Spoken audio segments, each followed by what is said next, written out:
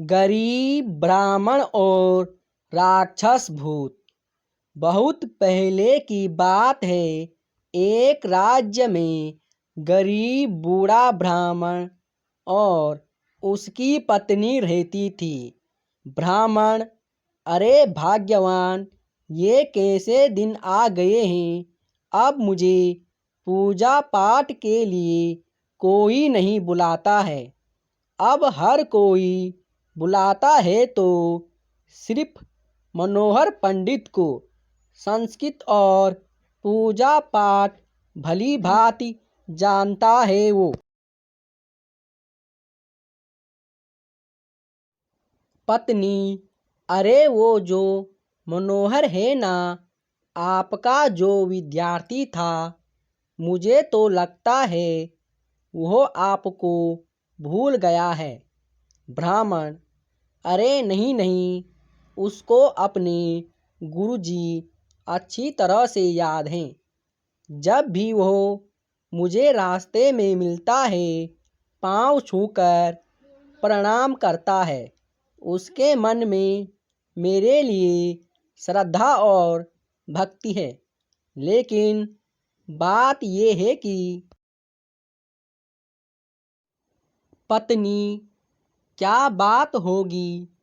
क्या वह नहीं जानता कि उसके गुरुजी की क्या हालत है? इतने गरीब हो गए हैं कि उन्हें ठीक से खाना पीना तक ठीक से नहीं मिलता। ब्राह्मण, वह इस व्यापार के बारे में नहीं जानता। शायद सच कह रहा हूँ, उसे नहीं पता होगा। लेकिन इस उम्र में लोग बूढ़े पंडित को नहीं बुलाते। इसलिए भाग्यवान हमारी हालत ऐसी है आजकल। पत्नी, यहाँ घर में अन्न का एक दाना तक नहीं है। यह बात आप तो अच्छे से जानते हैं। आज का तो जैसे तैसे हो जाएगा, लेकिन कल का क्या होगा कि यह मेरे समझ से बाहर की बात है।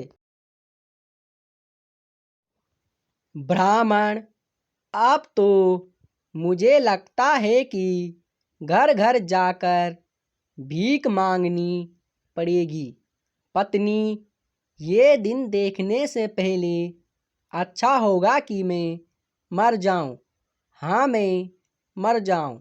आप एक विद्वान ब्राह्मण हैं, ऐसे में आप घर घर जाकर भिक्षा मांगे, वो भी थोड़े से चावल के लिए। ब्राह्मण, कल क्या होगा किसने जाना। हमारे घर में खाने का एक दाना भी नहीं है। सब्जी तो बहुत दूर की बात है। भाग्यवान हमें बस ऐसे ही जीना होगा। पत्नी, इस बारे में सोचना भी मत। नहीं खाने पर मर जाएंगे, ये ज़्यादा अच्छा होगा। लेकिन आप घर घर जाकर भिक्षा नहीं मांगेंगे। ब्राह्मण, अच्छा अच्छा, ठीक है ठीक है, तुम जो बोलोगी वही करेंगे। कल से हम बिना खाए रहेंगे, ऐसे ही मर जाएंगे। बाकी सब भगवान के ऊपर छोड़ देते हैं। पत्नी, हाँ हाँ, बिल्कुल सही कहा आपने। अगर भगवान हमें जीवन देना चाहता है तो खाना भी देगा, वरना हमें मृत्यु दे देगा। एक बार में ही मर जाएंगे, बार बार मरने से यह अच्छा है। ब्राह्मण, वैसे घर में जितना चावल है आज वो खा लेते हैं, उसके बाद किसने देखा है। पत्नी, आप यहीं रुकिए, मैं जाकर चावल पकाती हूँ। ब्राह्मण, पता नहीं मैंने कौन से पाप किए थे। मैं अब इस उम्र में खाने का इंतजाम करने के लिए कहाँ जाऊँगा। क्या पता शायद यही लिखा है हमारे भाग्य में। पत्नी, अजी सुनिए, अंदर आइए, ना देखिए गरम गरम चावल आप खाएंगे तो मुझे बहुत खुशी होगी। ब्राह्मण, अरे नहीं नहीं, वो सब नहीं चलेगा। आज मैं और तुम दोनों एक साथ खाएंगे। पत्नी, सच में आप कभी नहीं सुधरेंगे। दूसरी ओर राजा अपने दरबार में उपस्थित लोगों से बातचीत करते हैं। राजा, अरे लग रहा है कि सब लोग आ गए। वाह, ये तो बहुत ही अच्छी बात है। एक समय पर आने पर बहुत लोगों को लाभ होता है ना नायक मुसाई। नायक मुसाई, जी हजूर। राजा, इस साल हमारे किसान ने बहुत ही ज़्यादा चावल की खेती की है। मंत्री जी, वो तो हुई है हुजूर। राजा, अरे केवल खेती बाड़ी करना नहीं होता है मंत्री जी। मंत्री जी, नहीं हुजूर, बिल्कुल नहीं। राजा, इस बार प्रजा कब अपना अपना लगान देगी, कुछ बताया है इस बारे में। मंत्री जी, हुजूर अभी भी कुछ बताया नहीं, बताएंगे ऐसा कुछ बोल रहे हैं। राजा, अरे तुमसे एक काम भी बराबर नहीं होता है। अभी भी बोल रहे हैं कि दे देंगे, आखिर कब देंगे वे लोग। मंत्री, हुजूर अगर वे लोग लगान दे तो हिसाब करना मेरा काम है हुजूर। राजा, तुम जल्दी से पूछने के लिए आदमी भेजो। बस अब यही है तुम्हारा काम। अब हमें ये लगान किसी भी कीमत पर नहीं छोड़ सकते। मेरी इतनी सारी ज़मीन है और वो लोग इतना कम लगान देंगे। दरबार में बैठा एक आदमी, अरे थोड़ा शांत हो जाइए हुजूर। प्रजा आपको लगान जरूर देगी, लेकिन इतना उत्तेजित होने से आपका फायदा नहीं होगा। उत्तेजित होने से आपका सर चकराने लगेगा हुजूर। राजा, अरे बाबा, समझ गया समझ गया। उत्तेजित होने पर मेरा सर चकराने लगेगा और मुझे वो भयानक सी नींद जैसी दवाई खानी पड़ेगी, है ना, और मेरी तबीयत बिल्कुल ठीक हो जाएगी। अरे विष्णु, तुम्हारा काम काज कैसे चल रहा है।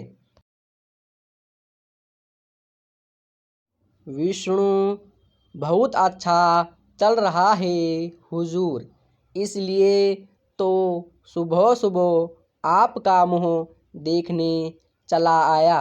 राजा, मेरा मुँह देखने से तुम्हारा दिन अच्छा जाता। हाँ, सुनो सुनो, विष्णु क्या बोल रहा है। सुबह सुबह मेरे दर्शन होने पर उसका दिन अच्छा जाता है। दरबार में बैठे लोग, हुजूर सुबह सुबह आपका मुँह देखने से सबका दिन अच्छा जाता है। राजा, लेकिन मेरी तबीयत थोड़ी ठीक नहीं लग रही है। सोच रहा हूँ कि अपने परिवार को लेकर कुछ दिनों के लिए पश्चिम घूम आऊँ। दरबार में बैठा एक आदमी, समुंदर की हवाओं में शरीर और मन दोनों ही अच्छे हो जाएंगे। लेकिन राजा, लेकिन क्या? दरबार का आदमी, लेकिन एक घटना घटी है हुजूर। अगर आप पश्चिम जाने से पहले उस घटना का समाधान कर देते तो अच्छा होता। राजा, कैसी घटना? दरबार का आदमी, इस राज्य के मोहर पर जो बेल का पेड़ है ना, उस बेल के पेड़ पर भूतों ने अपना घर बना लिया है। वो भूत ऐसे वैसे नहीं है हुजूर, वो ब्रह्म दैत्य हैं। ब्राह्मण, आज 2 दिन हो गए हैं बिना खाए।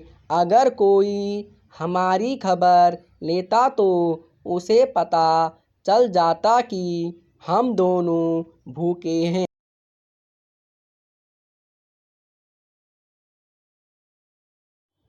पत्नी, मुझे नहीं लगता कि हमें कोई देखने आएगा भी। लगता है जब तक हमें कोई देखने आएगा तब तक हम दोनों भूख के मारे इस दुनिया से चल बसे होंगे। ब्राह्मण, अरे तो क्या हुआ? स्वर्ग में जाकर अच्छा ही होगा। ऊपर जाकर इंद्र हमें अपने हाथों से खाना खिलाएंगे। हा हा हा हा। पत्नी, आपको तो सब पता है। स्वर्ग में जाने से अच्छा अच्छा स्वादिष्ट खाना मिलता है। ब्राह्मण, अरे उसके लिए तो जाना पड़ेगा, और कुछ दिन की बात है। इस जीवन में तो मैं भीख भी नहीं मांग सकता। बिना खाए पिए कितना जिंदा रहेंगे? 3 या 4 दिन बस, या फिर 6 दिन।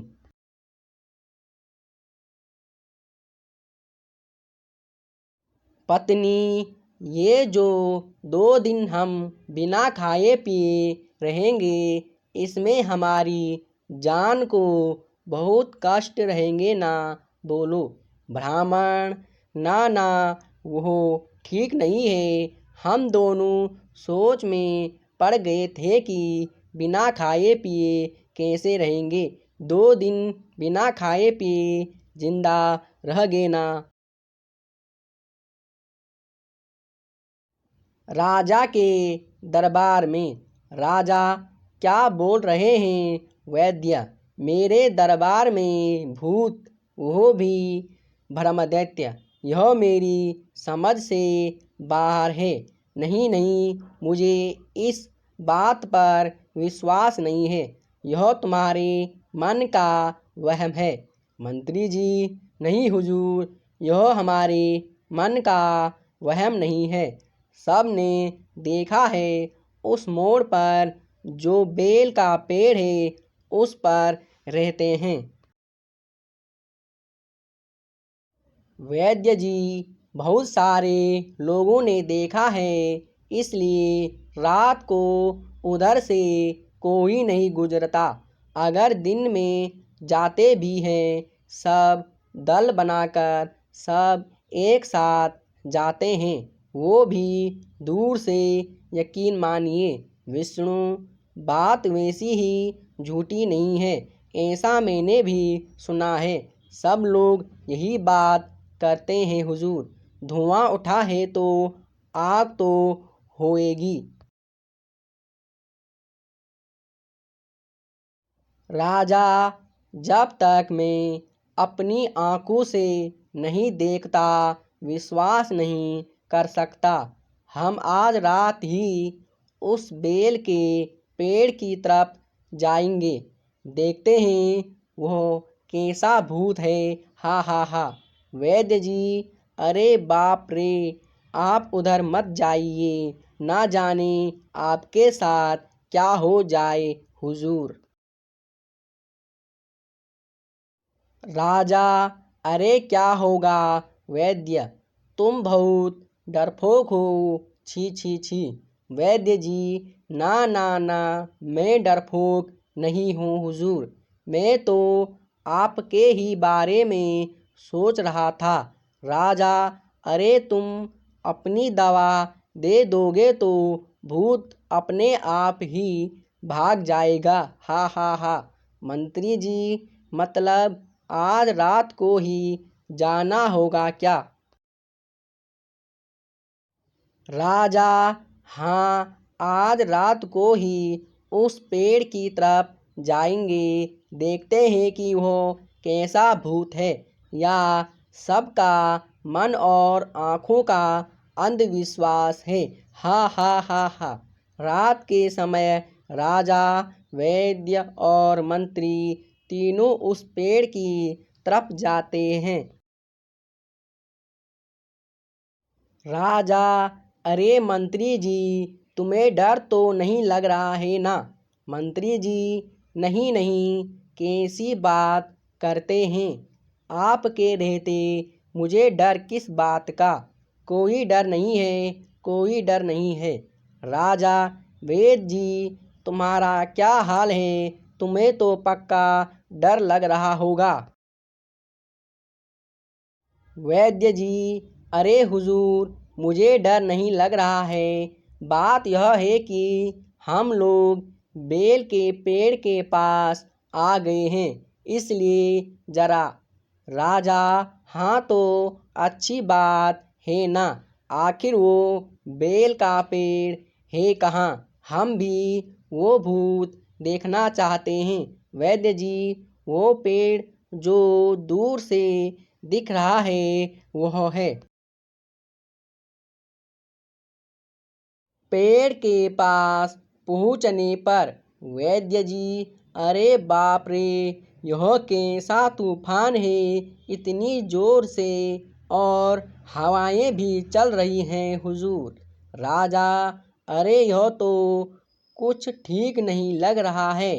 अभी हम इस तूफान और बारिश में फंस सकते हैं। अरे यह क्या है?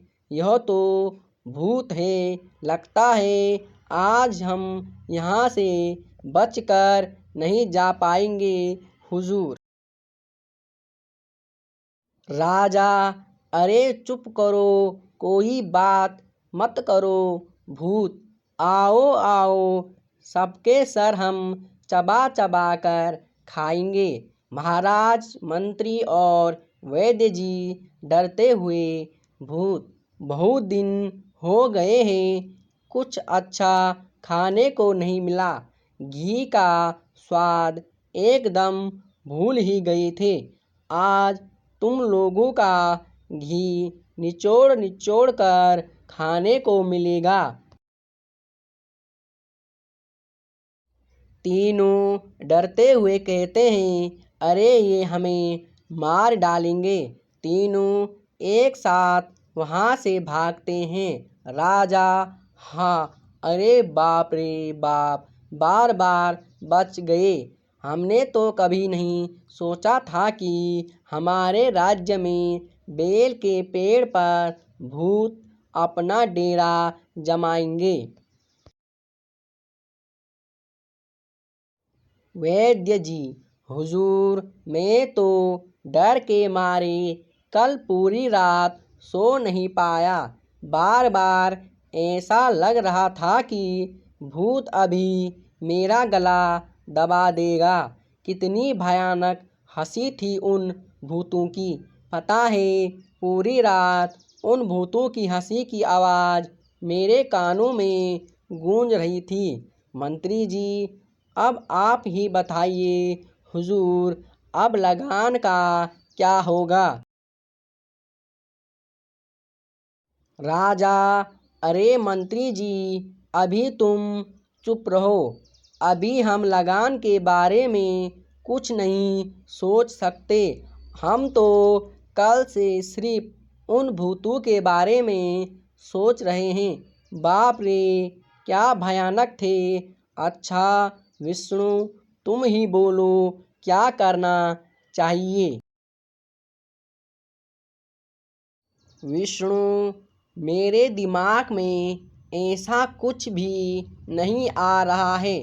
मुझे लगता है कि यह ज़रूर अपराधी होंगे जिनका मरने के बाद ठीक से अंतिम संस्कार नहीं हुआ होगा।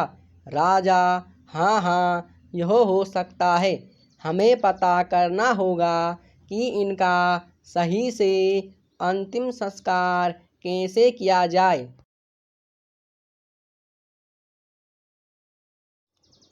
राजा मनोहर पंडित को बुलाते हैं। राजा: हाँ, यह रहा मनोहर। तुम्हारे जैसे पंडित होने की बजाय हमारे राज्य में बेल के पेड़ पर भूतों ने डेरा बना रखा है। अरे क्या हुआ?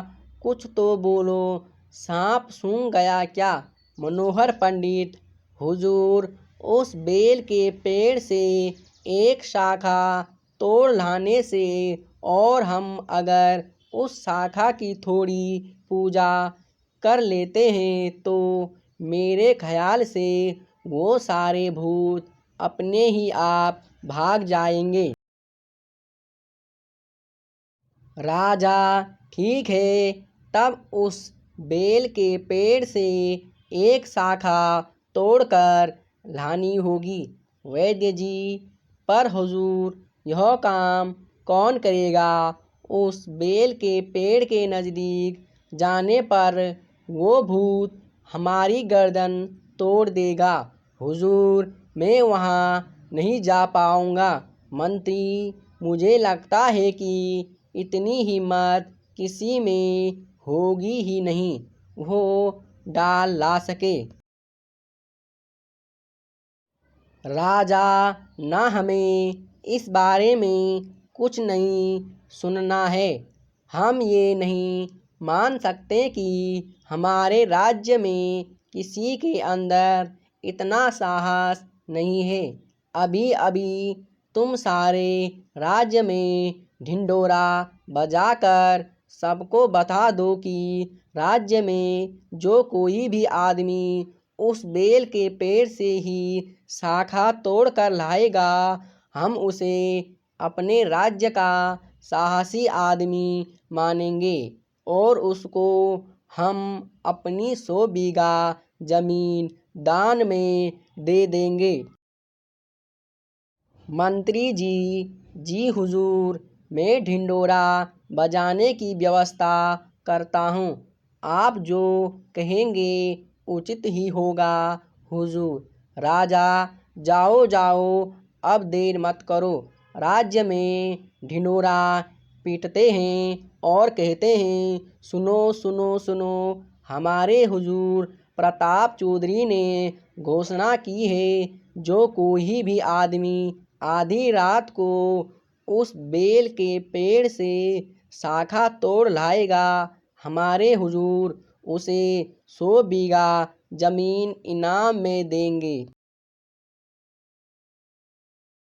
लोग आपस में बातचीत करते हैं, 100 बीघा जमीन के लिए अपनी जान कौन देगा? जानते नहीं क्या उस पेड़ के ऊपर भूत हैं? दूसरा व्यक्ति कहता है, नहीं नहीं भाई, हमें मरने का कोई भी शौक नहीं है। ब्राह्मण की पत्नी: आज 3 दिन हो गए, मेरे शरीर में बिल्कुल भी ताकत नहीं है। ब्राह्मण: मुझे तो उठना ही पड़ेगा। सुना नहीं राजा ने क्या घोषणा की है? पत्नी: हाँ, कुछ कुछ सुनी है। पेड़ से डाली तोड़नी है। अजी सुनिए, आप कहाँ जा रहे हैं? सुनिए।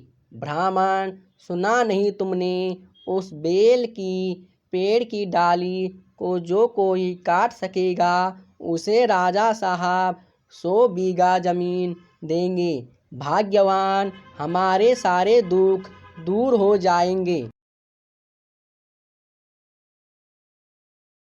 पत्नी: आपका क्या दिमाग खराब हो गया है? वो बेल का पेड़ भूतों का अड्डा है। वहाँ गए तो आप मर जाएंगे। मेरी बात मानिए, ये सब झंझट में आप मत पड़िए। ब्राह्मण, अगर मैं यहाँ बैठा रहा तो यहीं भूखा मर जाऊंगा।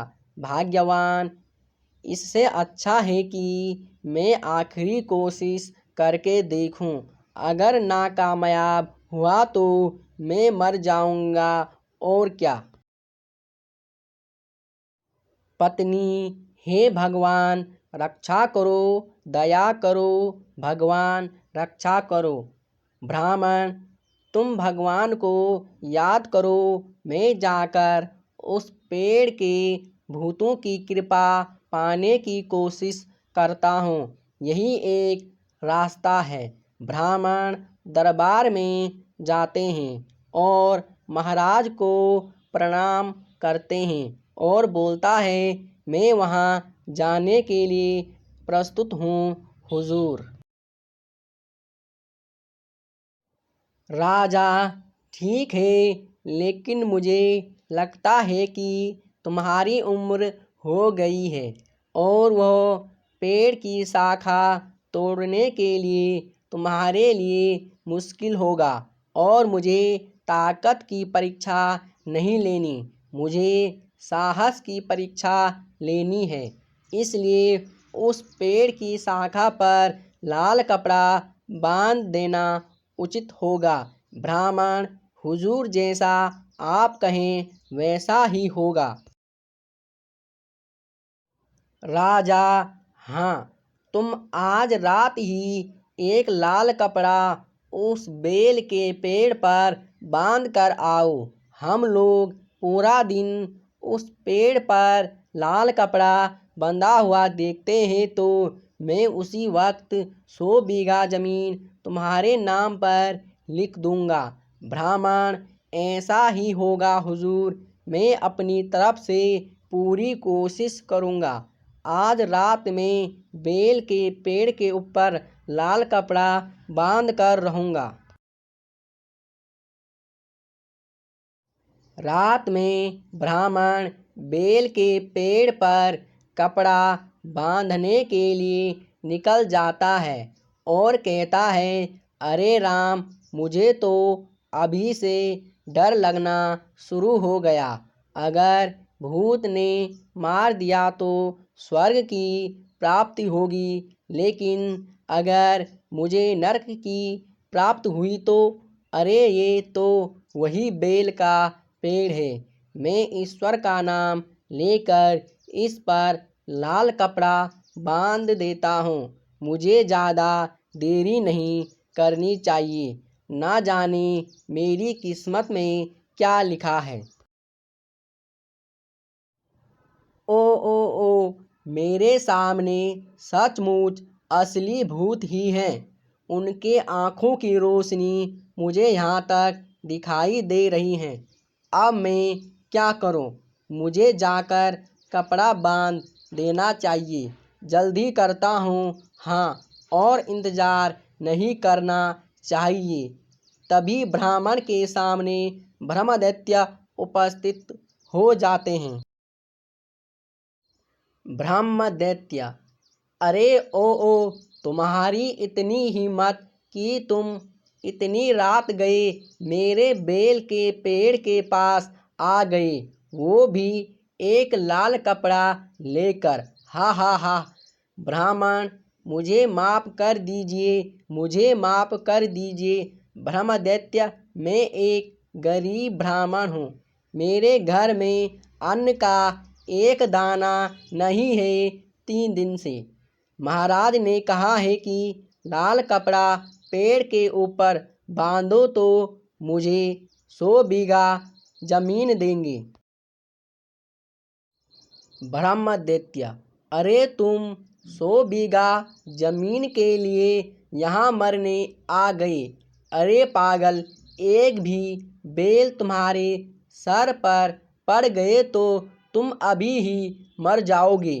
ब्राह्मण, ब्रह्मदैत्य, घर में मेरी पत्नी की तबीयत बहुत खराब है। मुझे कोई लोभ नहीं है, लेकिन मेरी पत्नी ने 3 दिन से खाना नहीं खाया।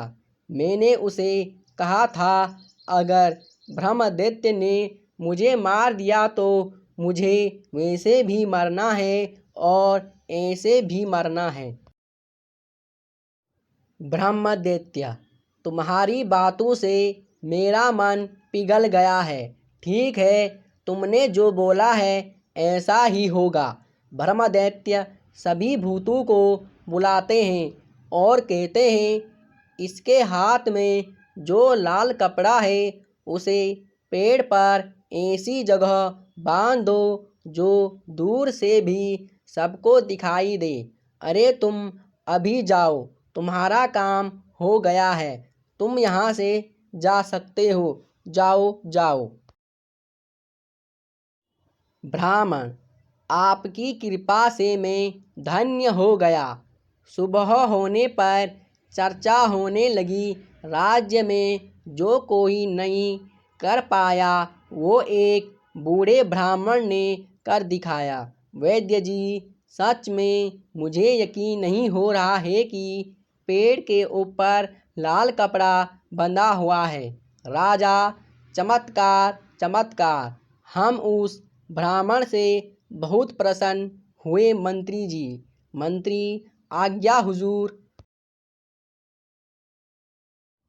राजा, बूढ़े ब्राह्मण को अभी अभी बुलाओ, मैं उसे इनाम देना चाहता हूँ। राजा ने ब्राह्मण को 100 बीघा जमीन ब्राह्मण के नाम कर दी और जमीन के कागजात भी दे दिए और पूरब की ओर की सारी जमीन ब्राह्मण के नाम कर दी। ब्राह्मण, आपका बहुत बहुत आशीर्वाद है मुझ पर।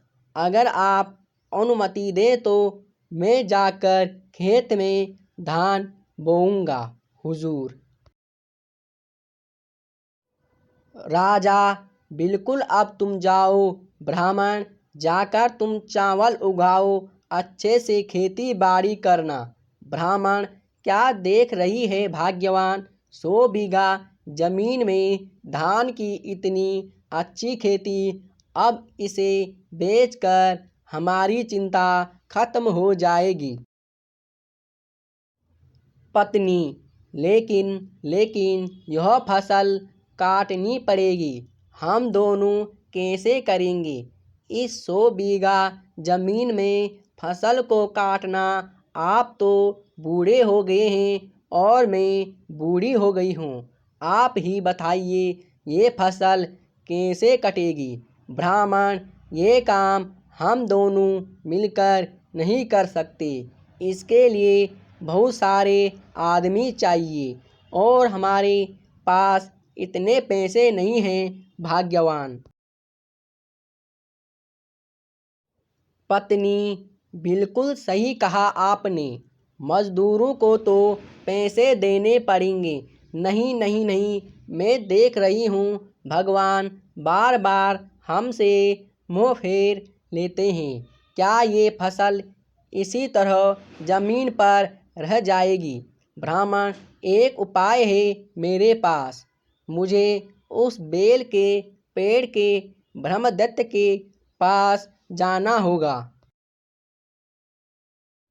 रात में ब्राह्मण उस बेल के पेड़ के ब्रह्मदैत्य के पास जाता है। ब्रह्मदैत्य, अरे तुम फिर से आ गए क्या? तुम्हें रात में चलने की बीमारी है क्या? 100 बीघा जमीन मिलने के बावजूद भी क्या तुम्हारी प्यास नहीं बुझी? ब्राह्मण, ऐसी बात नहीं है ब्रह्मदैत्य, हमने बहुत मेहनत करके 100 बीघा जमीन में खेती की है। ब्रह्मदैत्य, अरे हम उसका क्या करेंगे जो तुम यहाँ चले आए? ब्राह्मण, लेकिन जब तक हम अपनी उपज को काट कर बेच नहीं देते हमारा कोई फायदा नहीं होगा। ब्रह्मदैत्य, हम भूख से मर जाएंगे। ब्रह्मदैत्य, समझ गया मैं।